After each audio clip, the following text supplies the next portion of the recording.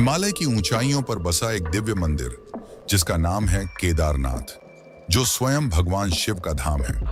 क्या आपने कभी ये सोचा कि ये मंदिर उस स्थान पर स्थित है जहां इंसानों की सांसें भी जवाब देने लगती हैं? वहां हजारों साल पहले बिना मशीन, बिना इंजीनियर, बिना कोई भी आधुनिक टेक्नोलॉजी के ऐसा भव्य मंदिर बनाया गया जो 400 वर्षों तक बर्फ के नीचे दबा रहा, बिना किसी खरोंच के। क्या ये केवल वास्तु का चमत्कार था या फिर किसी दिव्य शक्ति की सजीव उपस्थिति? कैसे कोई उस समय में बिना किसी इंटरलॉकिंग टेक्नोलॉजी या नक्शे के ऐसा मंदिर बना सकता है? ये एक मंदिर नहीं है, एक दिव्य रहस्य है जहां विज्ञान, धर्म और ब्रह्मांडीय ऊर्जा का मिलन महसूस किया जा सकता है। 16 जून 2013 की रात में केदारनाथ में भीषण बाढ़ आई। आसमान से कहर बरसा, बादल फटे और कई घर जल के भीतर समा गए। हजारों जिंदगियां उस बाढ़ में बह गईं। ठीक उसी समय 20 फीट का पत्थर, जिसका करीबन 30 टन वजन होगा, वो मंदिर के पीछे आकर रुक गया और केदारनाथ को डूबने से बचा लिया। उसने बाढ़ का रुख मोड़ा, मंदिर की रक्षा की और खुद को बना लिया। भीमशिला। ये शिला आज भी वहीं स्थित है, मानो कह रही हूं, यहां स्वयं शिव की शक्ति है। लेकिन सवाल अभी खत्म नहीं होता। केदारनाथ का कपाट साल में 6 महीनों के लिए बंद रहता है और चौंका देने वाली बात तो ये है कि उस समय पर ना ही कोई मंदिर के भीतर रहता है और ना ही उसके आसपास। फिर भी गर्भगृह में रखा दीपक लगातार जलता रहता है। वो लौ बुझती नहीं। ये कैसे संभव है? और यहीं पर सवाल आता है शिवलिंग के आकार का, जो कि त्रिकोणीय आकार के जैसा है। क्यों ये इतना अलग है? क्या ये संकेत है किसी रहस्य का? आज इस वीडियो के माध्यम से मैं आपको ले जाऊंगा केदारनाथ की उन रहस्यमयी परतों में जहां हर पत्थर एक कहानी कहता है, हर दीवार में कोई चमत्कार छिपा है और हर मोड़ पर विज्ञान को झुकना पड़ता है श्रद्धा के आगे। तो बने रहिए मेरे साथ, क्योंकि ये सिर्फ एक कहानी नहीं बल्कि आपके विश्वास की परिभाषा बदल देगी। पर अगर आप इस चैनल पर नए हैं तो चैनल को सब्सक्राइब जरूर कर दें और कमेंट में हर हर महादेव लिखें। केदारनाथ मंदिर हिमालय की गोद में बसा है, जिसे स्वयं भगवान शिव जी का धाम माना जाता है। ये समुद्र तल से 3583 मीटर ऊंचा है। इस मंदिर को देखकर यह सवाल उठता है कि इतना भव्य मंदिर आखिर किसने बनाया? क्या किसी देवता ने या फिर किसी पुराने भारत के इंजीनियर ने? केदारनाथ मंदिर की रचना अपने आप में ही भव्य है। ये खास तरह के पत्थरों से बना है जो भूरे रंग के हैं और इस प्रकार के पत्थर उस स्थान पर नहीं मिलते। तो जरा गौर कीजिए, जब ये मंदिर बनाया जा रहा होगा तब 6 से 8 टन के भारी पत्थरों को 20 से 30 किलोमीटर दूर से लाया गया होगा और 12,000 फीट की ऊंचाई पर चढ़ाया गया होगा। ये कैसे संभव है? आज की एडवांस टेक्नोलॉजी भी ये काम करने में असमर्थ है। चौंकाने वाली बात तो ये है कि इन पत्थरों को जोड़ने के लिए सीमेंट का इस्तेमाल नहीं किया गया है। खास इंटरलॉकिंग जैसी एडवांस तकनीक का इस्तेमाल किया गया है, जिसमें पत्थरों को इस तरह तराशा और फिट किया जाता है कि वे बिना किसी बाहरी सहारे के आपस में जुड़े रहते हैं। ये तकनीक इतनी कठोर है कि 2013 की भयानक बाढ़ जो केदारनाथ में आई थी, जिससे कई घर, सड़कें, पेड़ पौधे सभी जल प्रवाह में डूब गए थे, लेकिन केदारनाथ मंदिर अडिग रहा। इसका एक कारण इंटरलॉकिंग तकनीक को भी माना जाता है। ये इतना मजबूत है कि भारी बारिश, बर्फबारी, भूकंप को भी सहन कर सकता है। केदारनाथ मंदिर की उम्र की बात करें तो भारतीय पुरातत्व सर्वेक्षण ASI के अनुसार कार्बन डेटिंग जैसी तकनीक से पता चला कि यह मंदिर 1200 से 1500 साल पुराना है। लेकिन हिंदू मान्यताओं के अनुसार इस मंदिर की उम्र 5000 साल से भी पुरानी है। कहा जाता है कि यह मंदिर पांडवों ने बनाया था। कैसे? आपको थोड़ी देर में पता चल जाएगा। महाभारत खत्म हो चुका था और पांडवों ने अपने भ्राताओं और गुरु की हत्या की थी। तो इस पाप से मुक्ति पाने के लिए वे भगवान शिव के शरण में गए। लेकिन शिव जी उनसे नाराज थे तो वे उन्हें दर्शन नहीं दे रहे थे। तभी पांडव केदार क्षेत्र पहुंचे और शिव जी ने एक भैंस का रूप ले लिया और बाकी भैंसों के साथ वहां से जाने लगे। लेकिन पांडवों की भक्ति शिव जी के लिए बहुत ज्यादा थी। भीम ने सभी भैंसों के लिए एक द्वार बनाया और सभी भैंसों को वहां से जाने के लिए कहा। तभी युधिष्ठिर की नजर एक भैंसे पर पड़ी जो वहां से नहीं जा रहा था। वे देखते ही समझ गए, वो और कोई नहीं बल्कि स्वयं शिव भगवान है। भीम ने उस भैंस को पकड़ने की कोशिश की, लेकिन वो धरती में समाने लगा। भीम ने उसका कुबड़ पकड़ लिया, जो बाहर रह गया। यही कुबड़ आज केदारनाथ के शिवलिंग के रूप में पूजा जाता है, और यही कारण है कि केदारनाथ 4 धामों में से एक धाम माना जाता है। शिव के अन्य अंग भुजाएं तुंगनाथ में, मुख रुद्रनाथ में, नाभि महाबलेश्वर में और जटा कल्पेश्वर में प्रकट हुए। इन 5 स्थानों को आज पंच केदार के नाम से जाना जाता है। इसके पश्चात शिव जी ने पांडवों को दर्शन दिए और उनको उनके पापों से मुक्ति दी, और यहीं पर पांडवों ने भगवान शिव का यह भव्य मंदिर केदारनाथ बनवाया। लेकिन यह कहानी अभी समाप्त नहीं होती। 8वीं शताब्दी में शंकराचार्य ने पूरे देश का एक चक्कर लगाया और केदारनाथ मंदिर को पूर्ण निर्मित कराया, और 3 अलग अलग मंदिरों की भी स्थापना की, जिन्हें आज हम 4 धाम के नाम से जानते हैं। ये सब उन्होंने केवल 32 की उम्र में कर दिखाया। उन्होंने यह सुनिश्चित किया कि पूजा करने की एक विधि होनी चाहिए, और केदारनाथ एवं बद्रीनाथ जैसे मंदिरों में आज भी उनके बनाए गए विधियों से पूजा पाठ होता है। कहा जाता है कि उन्होंने अपने अंतिम क्षण केदारनाथ में बिताए, और उनकी समाधि आज भी मौजूद है, जिसे एक पवित्रता की नजर से देखा जाता है।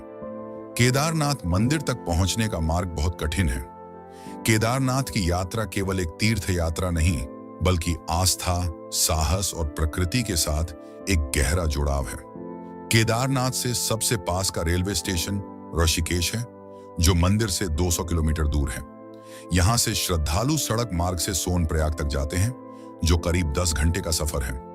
सोनप्रयाग से आगे निजी वाहनों की अनुमति नहीं है, इसीलिए यात्री सरकारी जीपों से 5 किलोमीटर का सफर तय करते हैं, और फिर शुरू होती है 16 किलोमीटर की कठिन पैदल यात्रा मंदाकिनी नदी के किनारे बर्फीले पहाड़ों के बीच। यह यात्रा हर श्रद्धालु के लिए एक अनोखा अनुभव है। केदारनाथ अपने बनावट और दिव्यता के लिए पूरी दुनिया में लोगों का ध्यान अपनी ओर खींचता है। Wadia institute of Himalayan geology के अनुसार 400 सालों तक यह मंदिर बर्फ के नीचे दबा रहा, फिर भी एक खरोंच नहीं आई। 2013 की भयानक बाढ़ को मंदिर ने सह लिया, भीमशिला की मदद से, जिसने आने वाले जल प्रवाह को 2 भागों में बांट दिया था। तो अब तक हमने मंदिर के निर्माण और पौराणिक कथा के बारे में जान लिया है। अब मैं आपको ले चलता हूं इस यात्रा के उस हिस्से पर जहां हर कदम में साहस की परीक्षा होती है। क्योंकि यहां से वीडियो और रोमांचक होने वाली है, तो इसे लाइक जरूर करें। गौरी कुंड, एक ऐसा स्थान जहां माता पार्वती ने भगवान शिव को पति के रूप में पाने के लिए साधना की थी। इसे इस यात्रा का सबसे चुनौतीपूर्ण हिस्सा माना जाता है। गौरी कुंड केदारनाथ यात्रा का आधार शिविर है, और यहीं से शुरू होती है 16 किलोमीटर की वह कठिन पैदल यात्रा, जो हर श्रद्धालु के धैर्य और भक्ति की परीक्षा लेती है। यह मार्ग कठिनाइयों से भरा है। ये एक संकरा और चट्टानों से भरा मार्ग है। श्रद्धालु इस संकरे रास्ते पर धीरे धीरे आगे बढ़ते हैं, लेकिन भक्ति के लिए यह बहुत ही छोटी कीमत है। जैसे ही आप केदारनाथ के प्रांगण में पहुंचते हैं, तो सारी थकान, सारी चिंता एक पल में दूर हो जाती है। हिमालय की बर्फीली चोटियों के बीच मंदाकिनी नदी के मधुर स्वर के साथ यह मंदिर अपनी आध्यात्मिक ऊर्जा से हर यात्री को एक अनोखी शांति और शक्ति देता है। जैसे ही आप मंदिर के मुख्य द्वार पर पहुंचेंगे, आपको कई हजार भक्त दिखेंगे जो हर हर महादेव का नारा लगा रहे होंगे। आप भी सच्चे भक्त हैं शिव जी के, तो कमेंट में जरूर हर हर महादेव लिखिए। मई और जून के महीने में तो संख्या हजारों से बढ़कर लाखों तक चली जाती है। जैसे ही आप मंदिर में प्रवेश करते हैं, आपको पूरे वातावरण में दिव्यता दिखाई देती है, और आपका सामना होता है त्रिकोण आकार के पवित्र शिवलिंग का। मान्यता है कि यही वह कुबड़ है जो भगवान शिव ने पांडवों को दर्शन देते समय प्रकट किया था।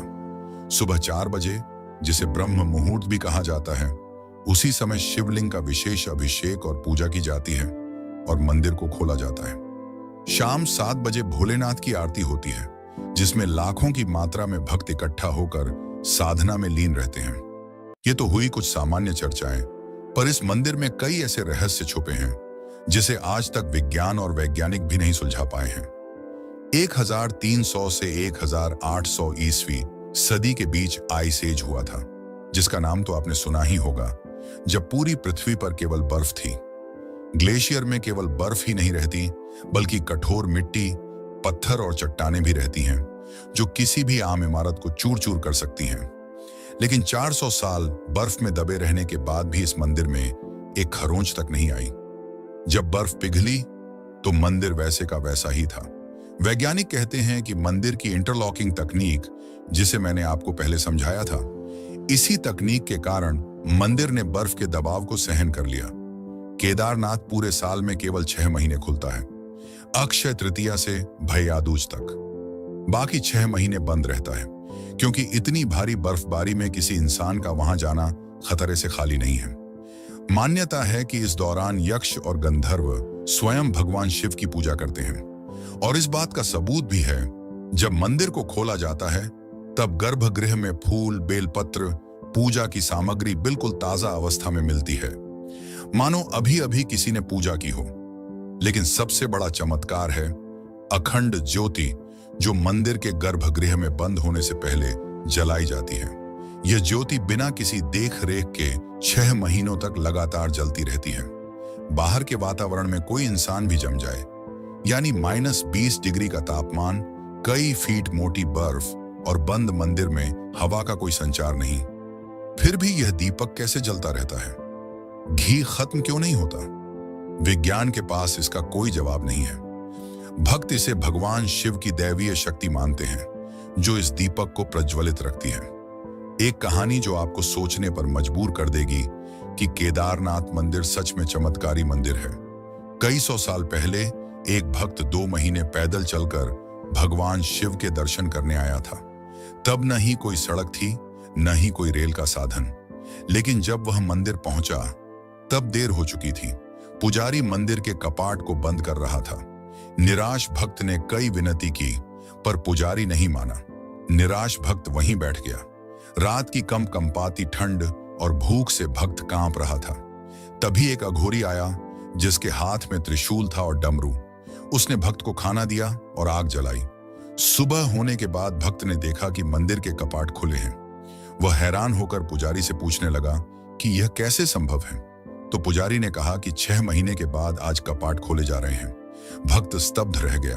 भक्त ने पुजारी को सारी घटना बताई, जो उसके साथ रात को हुई थी, कि कैसे एक अघोरी ने उसकी सहायता की। पुजारी समझ गया कि यह महादेव ही थे, जिन्होंने अपने भक्त की सहायता की। केदारनाथ के पुजारी भी इस भव्य कहानी का एक हिस्सा हैं। इन्हें रावल कहा जाता है, और ये कर्नाटक के उडुपी जिले के वीर शैव ब्राह्मण समुदाय से आते हैं। पीढ़ी दर पीढ़ी ये वैदिक विद्वान मंदिर की सेवा करते हैं। रावल के साथ सहायक पुजारी भी होते हैं, जो पूजा अर्चना और अनुष्ठानों में सहायता करते हैं। पूजा करने की भी एक विधि रहती है। सुबह ब्रह्म मुहूर्त के समय शिवलिंग को पवित्र जल से स्नान किया जाता है। घी का लेप लगाकर आरती की जाती है। शाम में शिवलिंग का विशेष श्रृंगार किया जाता है, जिसे भक्त दूर से देखते हैं और शिव जी का दर्शन करते हैं। क्या आपको ये पता है कि केदारनाथ मंदिर का एक गहरा रिश्ता रामेश्वरम मंदिर से भी है? ये दोनों धाम, जो 2800 किलोमीटर दूर हैं, लगभग 79 डिग्री देशांतर रेखा पर एक सीध में स्थित हैं। केदारनाथ से शुरू होकर कालेश्वर, ओंकारेश्वर, महाकालेश्वर और रामेश्वरम तक ये शिव मंदिर एक अद्भुत ऊर्जा रेखा बनाते हैं। प्राचीन ऋषियों ने इन मंदिरों को ज्योतिषीय और वास्तुशास्त्र की गणना के आधार पर स्थापित किया है। ये जो एक दिव्य रेखा बनती है इन मंदिरों के निर्माण से, उन्हें विदेश के कई रिसर्चर और वैज्ञानिक ली लाइन कहते हैं। ये लाइन पवित्र स्थानों को आपस में जोड़ती है। भारतीय शास्त्रों में इन्हें निदा मंडल का नाम दिया गया है, जहां साधना और ध्यान का एक दिव्य आभास होता है, और यही कारण इन सभी मंदिरों को इतना शक्तिशाली बनाता है। अब आप वीडियो के अंतिम भाग में पहुंच चुके हैं, और मैं आपको एक कथा सुनाने जा रहा हूं। यह एक रहस्यमयी कथा है, जिसे आपने कहीं नहीं सुना होगा, और कहा जाता है कि यह कथा सुनने से शिव जी का आशीर्वाद आपके साथ सदा रहेगा। तो इस कथा को पूरा जरूर सुने, क्योंकि यह आपकी जिंदगी बदल सकती है। कई साल पहले केदारनाथ अपने पूरे वैभव में था, और आसपास के पहाड़ों में कई साधु और आराशी मुनि अपनी साधना में लीन रहा करते थे। इन्हीं में से एक थे स्वामी अनंतानंद, एक महान संत जिन्होंने हिमालय की कंदराओं में वर्षों तक कठोर तपस्या की थी। एक बार ध्यान में लीन स्वामी अनंतानंद को दिव्य दृष्टि प्राप्त हुई। इस दिव्य दृष्टि से उन्हें एक गुप्त गुफा का पता चला जो केदारनाथ से कुछ ही दूरी में थी। लेकिन इस गुफा का प्रवेश द्वार इतना रहस्यमयी था कि वो किसी आम इंसान के बस में नहीं था। इस गुफा के अंदर एक प्राचीन और भव्य शिवलिंग था, जिसे कहा जाता है कि स्वयं भगवान शिव ने स्थापित किया था। यह कोई साधारण शिवलिंग नहीं था, इसमें दिव्य शक्ति थी, ऐसी शक्ति जो किसी भी भक्त की मनोकामना पूरी कर सकती थी। लेकिन इस गुफा में प्रवेश करने की एक शर्त थी। केवल वही व्यक्ति यहां आ सकता था जिसका हृदय पूरी तरह शुद्ध हो और जो भगवान शिव के प्रति अटूट भक्ति रखता हो। यह राज किसी को नहीं पता था, केवल अनंतानंद के शिष्य हरीश को छोड़कर, क्योंकि स्वयं शिवजी ने ही स्वामी अनंतानंद को इस रहस्य से अवगत कराया था। हरीश एक युवा साधक था जो अपने गुरु को भगवान समान मानता था और उनकी हर बात को गंभीरता से लेता था। जब स्वामी अनंतानंद ने उसे यह बताया तो हरीश के मन में इच्छा जाग उठी कि अब उसे यह गुफा ढूंढनी है। गुरु ने उसे चेतावनी दी, हरीश, यह यात्रा आसान नहीं होगी। इस गुफा में कई खतरनाक पहेलियां और परीक्षाएं हैं। केवल एक बुद्धिमान और शिव का सच्चा भक्त ही इन परीक्षाओं को पार कर सकता है। हरीश ने अपने गुरु की बात को दिल से लगाया और केदारनाथ की ओर प्रस्थान कर दिया। यात्रा जैसे जैसे आगे बढ़ रही थी, कठिनाइयां बढ़ती जा रही थीं। हिमालय के ऊंचे पहाड़, भीषण ठंड, खतरनाक जानवर, मानो हर कदम पर एक नई चुनौती थी। लेकिन हरीश की भक्ति और दृढ़ संकल्प ने उसे हिम्मत दी। कई दिनों की यात्रा के बाद वह आखिरकार केदारनाथ पहुंचा।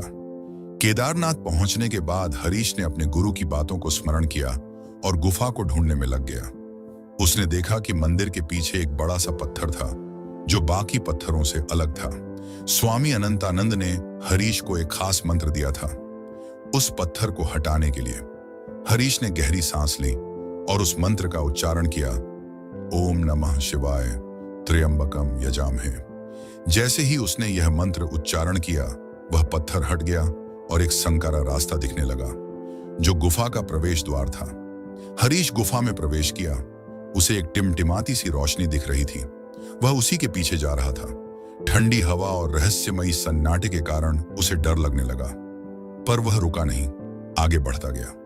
जैसे ही संकरा रास्ता खत्म हुआ, वह एक विशाल कमरे में पहुंचा जिसमें 3 कमरे थे।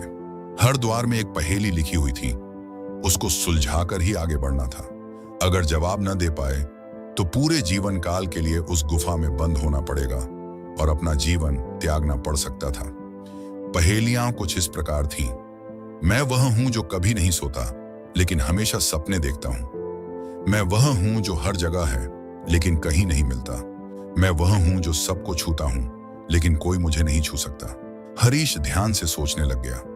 बहुत सोचने के बाद उसने एक गहरी सांस ली और अपने गुरु की शिक्षाओं को याद किया। उसे एहसास हुआ कि ये पहेलियां भगवान शिव के पंचभूतों पृथ्वी, जल, अग्नि, वायु और आकाश से जुड़ी हैं। उसने तीसरे द्वार को चुना क्योंकि यह वायु का प्रतीक था जो सबको छूती है लेकिन जिसे कोई पकड़ नहीं सकता। उसने तीसरे द्वार की ओर कदम बढ़ाया और जैसे ही वह अंदर गया, द्वार बंद हो गया। वह सही था। हरीश अब अगले कमरे में पहुंच चुका था।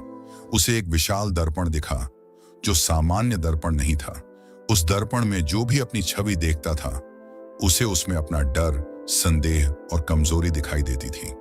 हरीश का सबसे बड़ा डर था अकेलापन, और इसी का फायदा उठाते हुए दर्पण ने उसकी एक भयानक छवि बनाई जो अकेलेपन से दुखी थी। हरीश घबरा गया लेकिन उसने हार नहीं मानी। उसने आंखें बंद की, भगवान शिव का ध्यान लगाया और नमः शिवाय का जाप शुरू किया। धीरे से उसका मन शांत होने लगा और उसने कहा, मैं डर से बड़ा हूं क्योंकि मेरे साथ भगवान शिव हैं। जैसे ही उसने यह कहा, उसने अपने डर को हरा दिया और दर्पण में उसकी भयानक छवि गायब हो गई। अब दर्पण ने उसकी छवि एक आत्मनिर्भर शक्तिशाली योद्धा के रूप में बनाई और वह दर्पण स्वयं गायब हो गया। तभी एक नया रास्ता खुला जो गुफा के आगे जा रहा था। हरीश अब आखिरी कमरे में पहुंच गया था। उसने देखा एक दिव्य शिवलिंग जो काले पत्थरों से बना है और उसके चारों तरफ एक दिव्य रोशनी फैली हुई है। हरीश ने जैसे ही उस शिवलिंग को देखा, वह कांपने लगा। वहां की ऊर्जा इतनी शक्तिशाली थी कि वह अपने आप शिवलिंग के सामने झुक गया। उसने अपने हाथ जोड़े और अपनी इच्छा प्रकट की। उसने मांगा, मुझे वह शक्ति दे जिससे मैं अपने गुरु के सपनों को पूरा कर सकूं। तभी एक आकाशवाणी हुई, हे भक्त, तुमने अपनी भक्ति और साहस से इस गुफा का रहस्य खोज लिया है। यह शिवलिंग तुम्हें वह शक्ति देगा जो तुम्हारे हृदय में छिपी है। लेकिन याद रखो, इस शक्ति का प्रयोग केवल दूसरों की भलाई के लिए करना। हरीश ने सिर झुकाया और आभार व्यक्त किया। अब हरीश सोच रहा था कि क्या वह सुरक्षित अपने गुरु के पास लौट सकता है। लेकिन जैसे ही वह गुफा से बाहर निकलने की कोशिश कर रहा था, उसने देखा कि मुख्य द्वार बंद हो चुका है और मंत्रोच्चारण के बाद भी वह द्वार नहीं खुल रहा था। तभी उसे अपने गुरु की बात याद आई। उन्होंने कहा था कि जो भी इस दिव्य गुफा में प्रवेश करता है, उसे बाहर जाने के लिए बलिदान देना पड़ता है, और वह भी उस चीज का बलिदान जो सबसे प्रिय हो। हरीश सोच में डूब गया। उसके पास देने के लिए कुछ खास नहीं था, सिवाय एक रुद्राक्ष के जो उसके गुरु ने उसे दिया था और जो उसे बेहद प्रिय था। हरीश ने वह माला शिवलिंग पर चढ़ा दी और कहा, हे भगवान, यह मेरा बलिदान है, मुझे मुक्ति दें। जैसे ही उसने यह किया, मुख्य द्वार खुल गया।